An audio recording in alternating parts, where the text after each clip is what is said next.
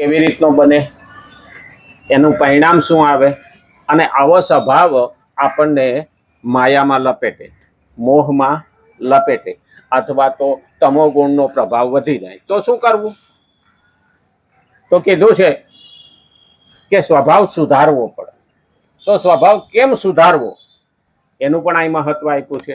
આ 34મા શ્લોકમાં ભગવાન કહે પ્રત્યેક મનુષ્યનો પોતાની પ્રકૃતિને સાથે લઈને જ જન્મ થાય છે.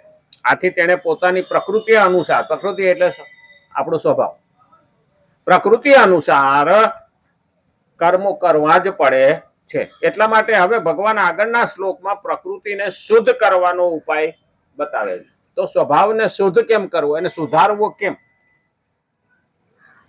એટલે કીધું છે કે પ્રત્યેક ઇન્દ્રિયના પ્રત્યેક વિષયમાં રાગ દ્વેષને અલગ અલગ અલગ રહેલા બતાવવાને માટે અહીં ઇન્દ્રિયસ્ય આ પદ 2 વાર પ્રયોજાયું છે. 2 વાર એનું પ્રયોજન થયું છે.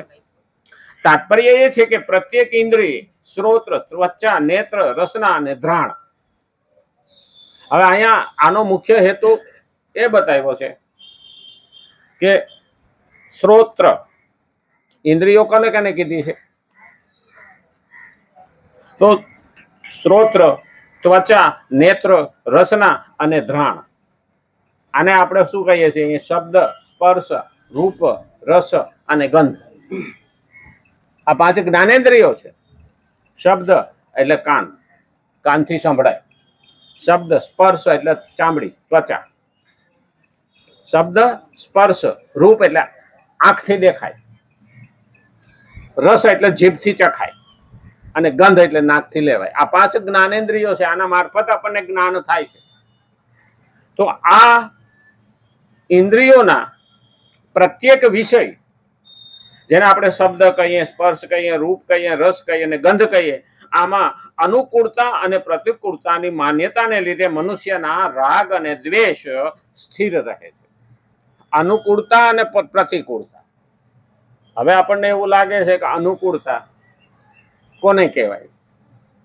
તો મારી જીભને ગમે, ભાવે, એને અનુકૂળતા કહેવાય. પ્રતિકૂળતા એટલે કડવું લાગે તો આપણે થૂથું કરવા માંડીએ, આને પ્રતિકૂળતા કહેવાય. પછી કાનને ગમે એવું સાંભળીએ તો આનંદ આવે, અને કોઈની ગાળો આપણને પડે તો ક્રોધ આવે, એ ગમે નહીં એટલે એ પ્રતિકૂળતા કહેવાય. એવી જ રીતે આંખને દ્રશ્ય ગમે એ અનુકૂળતા, દ્રશ્ય ન ગમે તે પ્રતિકૂળ.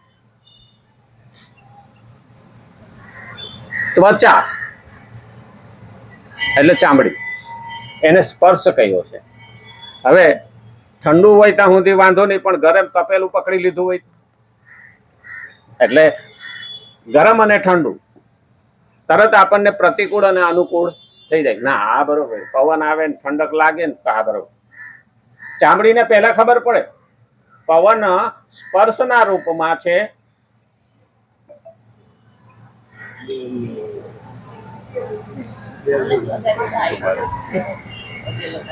ભાણકી છે, ભાણિયો છે, ભાણિયો છે.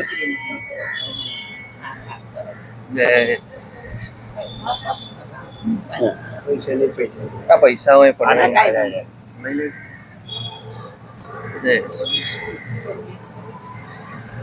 સુખી રહો, હા, આનંદમાં રહો, હા, અને મામાનું નામ રોશન કરો. મોહાર કહેવાય ને.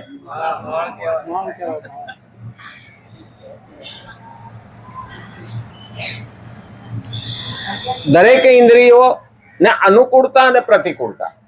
ઇન્દ્રિયોનું મહત્વ જ આ છે, અનુકૂળતા અને પ્રતિકૂળતા.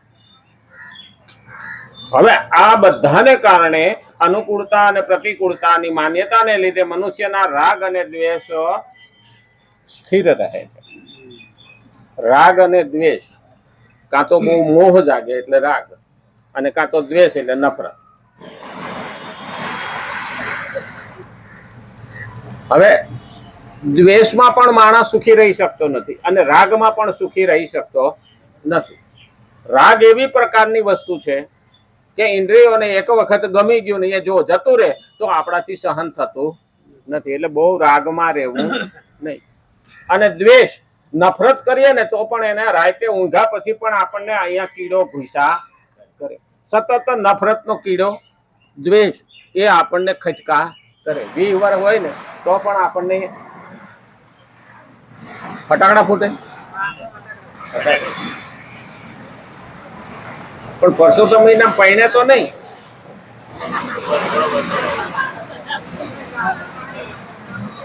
હે હવે અટાણે તો બધા ભાદરવામાં લગ્ન થાય છે એટલે કઈ એવું નથી.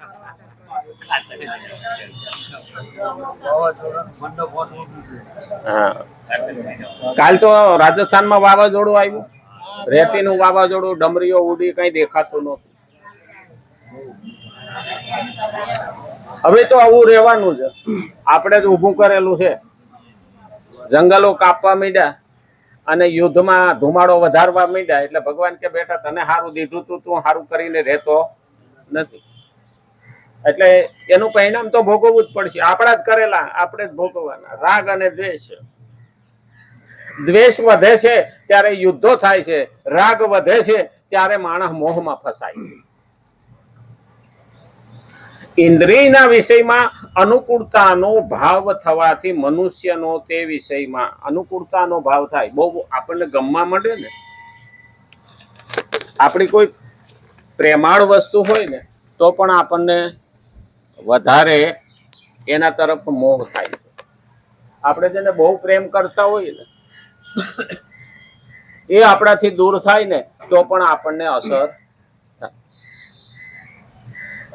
અને એ માણસને મળતી વખતે પણ હક લેવા દેતું નથી. કોઈમાં રાગ રાખ્યો તો પણ, કોઈને રાગ લક્ષ્મીમાં હોય, પૈસામાં હોય, કોઈને વ્યક્તિમાં હોય, કોઈને વસ્તુમાં હોય, કોઈને ગાડીમાં હોય. ગાડી એટલે આ મણકાની નહીં હો, ખુરશી. ખુરશી, હા ખુરશી. મારી બેટી એવી હેરાન કરે ને. હા, આ ગાડી ખસી જાય ને બાપા, બોલી ગાડી ખસી જાય. આ ગાડી ખસી જાય એટલે હરખા બેહી હકીએ નહીં, અને ઓલી ગાડી ખસી જાય એટલે હરખા રહી હકીએ નહીં. પદ, પ્રતિષ્ઠા, પાવર અને પૈસો, આ 4 વસ્તુ એવી છે ને કે આપણને હેરાન કરે. આ 4માં રાગ રહે અને 4માં દ્વેષ થાય તો સમજણ પૂર્વક એને છોડી દો. રાગ એટલે પૈસો કમાવો, ના નહીં. વાપરવો, ના નહીં. છોકરાઓને માટે મૂકી જવું, ના નહીં. પણ એને વળગી રહેવું એ જ નડે. હા, અમે રાત દાડા મહેનત કરી, લોહીનું પાણી કરીને આ ઊભું કર્યું, આ ભેગું કર્યું. મારા બેટા હવે ઉડાડે છે. બળતરા બાપા કરીમાં તું નહીં હોતો ઉડાડવાના છે તો ઉડાડશે. કુપુત્ર ભયો તો કાંઈ સંત છે, અને સુપુત્ર ભયો તો કાંઈ સંત. કપાતર દીકરો પાઈકો ને તો પણ ભેગું કરવાની જરૂર નહીં. અને સુપુત્ર ભયો તો કાંઈ સંત. સુપુત્ર હોય, સુપુત્ર હોય તો ભેગું કરવાની જરૂર નથી. ઊભું કરી જે હોય એ નક્કી કરી લો એટલે બીજાનું ધ્યાન ન ખેંચાય. હા, અહીંયા પેલો તમે વાતો કરો બધાને ધ્યાન અહીંયા ગયું. સફેદ શર્ટ પહેર્યો હોય ને એમાં એક લાલું કાળું ટપકું હોય ને એ બધાને દેખાય, આખો સફેદ શર્ટ ન દેખાય. બરોબર. હા, અહીંયા હું બોલતો હોઉં ને એ પછી ન દેખાય, આખો સફેદ શર્ટ છે પણ પેલું ઓલું કાળું ટપકું દેખાય. બધાનું ધ્યાન ખેંચાય એ પેલા નક્કી કરી લે. અને એટલે જ કીધું રાગ થઈ જાય અને પ્રતિકૂળતાનો ભાવ થવાથી કે વિષયમાં દ્વેષ થઈ જાય. પ્રતિકૂળ દુઃખ આવે ને એટલે આપણને ગમતું નથી. જો કે આપણે એવા માણસો છીએ કે ન હોય એમાં દુઃખ ઉભા કરીએ, દુઃખ એમાંથી ગોતી પાડીએ.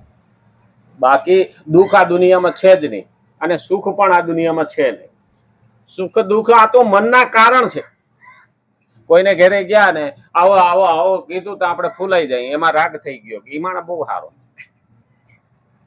અને કોઈ આવો આવો ન કહે તો ત્યાં તો કોઈ ભાવ ન પૂછ્યો, તરત દ્વેષ ઉભો થાય. રાગ અને દ્વેષ એટલે તો કૃષ્ણ જ્યારે મહાભારતના યુદ્ધ પહેલા કૃષ્ણ વિષ્ટિ કરવા જાય છે ધર્મરાજા તરફથી કે યુદ્ધ ન થાય એના માટે શાંતિ મંત્રણા કરવા જાય. ત્યારે દ્રોણાચાર્ય અને કૃપાચાર્ય અને ધૃતરાષ્ટ્રને એ શિખામણ આપે દુર્યોધનને કે કૃષ્ણનું અપમાન કરતો નહીં, કારણ કે કપાતર હોય તો હવને ખબર જ હોય કે આ ઝાડવું કરશે. હા, એટલે દુર્યોધનને શિખામણ દે છે. એટલે વિદુર અને ભીષ્મ પિતા એવું કહે છે કે માન અને અપમાનથી પર છે. કૃષ્ણ એ માન અને અપમાનથી પર છે. હવે એની શું લાયકાત છે કે મારું કૃષ્ણનું અપમાન કરે, એની શું લાયકાત છે કે એ કૃષ્ણને માન આપે? કારણ કે દુર્યોધનની કોઈ હેસિયત નથી ભગવાન આગળ, અને છતાં એ ભગવાનનું અપમાન કરે અને સૈનિકોને ઓર્ડર આપે છે બંદી બનાવો. ત્યારે ભગવાન ત્યાં રૂપ બતાવે અને હાથમાં સુદર્શન લે છે. તો જેને જેને પાપ ભરેલા હતા એની આંખો બંધ થઈ જાય છે, અને જેના જેને ભક્તિ હતી અને ભગવાનના એ રૂપના દર્શન થાય છે. એ પ્રકાશને કારણે પેલા ને બધાની આંખો અંજાઈ જાય. હવે એને કોણ અપમાન કરવાનું? આ સૂર્યનું અપમાન કોણ કરવાનું? સૂર્ય સામે જોઈને થૂકે તો પોતાના જ મોઢા ઉપર પડે. સૂર્ય કાંઈ તો થોડું અપમાન થાય છે નહીં. એટલે કીધું છે આપણે અનુકૂળ અને પ્રતિકૂળતા જોઈએ છીએ, એને એમાંથી રાગ દ્વેષ ઉત્પન્ન થયો. મને સારું માન આપ્યું એટલે તો મને રાગ થયો, પ્રેમ એના ઉપર જાગ્યો. અને એટલે કીધું પ્રતિકૂળતા થવાથી તે વિષયમાં દ્વેષ થઈ જાય છે. એના પછી આપણને નફરત થાય. દ્વેષ એટલે નફરત, ઈર્ષા. અને આજના જમાનામાં ઈર્ષા તો બહુ જ છે. ઈ કેમ હારો થયો? હા, ફલાણાનો છોકરો હારો થાય તો ઈર્ષા આવે. જોવો તો ખરા કે મોટો થાય તો એના બાપાને રાખે તો કેજો. હા, હવે ઓલો મોટો થાય, હવે કઈ સારું હગું મળે તો કેજો ને. આ સારું હગું મળ્યું કે હારી વહુ આવે તો કેજો ને. હારી વહુ આવે તો કે હવે ડોહા ડોહીને રાખે તો કેજો. ડોહા ડોહીને રાખે ખરા, પછી કે હવે એને ત્યાં છોકરા થાય તો કેજો ને. એને ત્યાં છોકરા થાય એ કે હારા પાકે તો કેજો ને. અલા હવે તો પાછો વળી ઈર્ષામાંથી નવરોજ નથી થતો. હા, અને ઘણા ઘણા એવા હોય ગામડામાંથી અહીંયા આવ્યા હોય અને મહેનત કરીને પૈસા વાળો થયો હોય, હારામાં હારું 4 વ્હીલ લઈને ફરતો હોય ને, ગામડાનો આવે ને જોવે મારું બેટું કે કાલે આ સડી પહેરીને ફરતું હતું, એટલે હું તું હજી સડી માથે જ રાખવા માંગશો. ઈ દેખું ન થાય. ઈર્ષા આપણને કેટલા નીચા લઈ જાય છે. દ્વેષ વાસ્તવમાં જોવામાં આવે તો રાગ અને દ્વેષ ઇન્દ્રિયોના વિષયોમાં નથી રહેતા. જો વિષયોમાં રાગ દ્વેષ સ્થિર હોત તો તે એક જ વિષય બધાને સમાન રૂપે પ્રિય અથવા અપ્રિય લાગતા, પરંતુ એવું હોતું નથી. કોઈને આ અનુકૂળ દેખાતું હોય, કોઈને પ્રતિકૂળ દેખાતું હોય, કોઈના માટે દુઃખ દેખાતું હોય, કોઈના માટે સુખ દેખાતું, બધાના માટે હરખું હોતું નથી.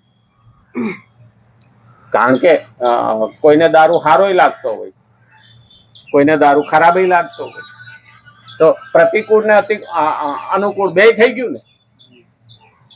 હવે અનુકૂળ કેવું ને, તો દારૂડિયાના માથે દયા ખાતા નથી, એના દુશ્મન છે. કઈ વાંધો નહીં કે પાલું પીએ, એ એક પાલું એને નુકસાન કરે. અને હકીકતમાં જોવા જઈએ ને તો પહેલાના જમાનામાં પણ એવા હતા કે માણસોમાં સંસ્કારો હોય ને તો પણ સંગત જ્યારે એની હારે બેહે ને ત્યારે એનામાં નુકસાની આવે, ફેરફાર આવે. હવે પેલા પટેલના છોકરાને બહુ સીધો, બહુ સંસ્કારી, સવારમાં ઉઠે, હે કાળિયા ઠાકર, હે મારા નાથ, રોજ સવારમાં ઉઠે અને ભગવાનની ભક્તિ કરનારો. તો છોકરાને પરણાવ્યો, વહુ આવી, વહુ પણ હારી ભક્તિ ભાવવાળી, અને રોજ ગાડું લઈ અને ખેતર જાય. પેલા રસ્તામાં 4-5 જણા બેઠા બેઠા ગાંજો પીએ. એટલે હાય હાય કે નાના કે હું પીતો નથી, મારે કાંઈ આવવું નથી. હવે માણસ કે ને રોજે રોજ ભમરીની જેમ આર મારે, આવડા આને રોજ ખેતર જવાનું, ઓયલા રોજ એને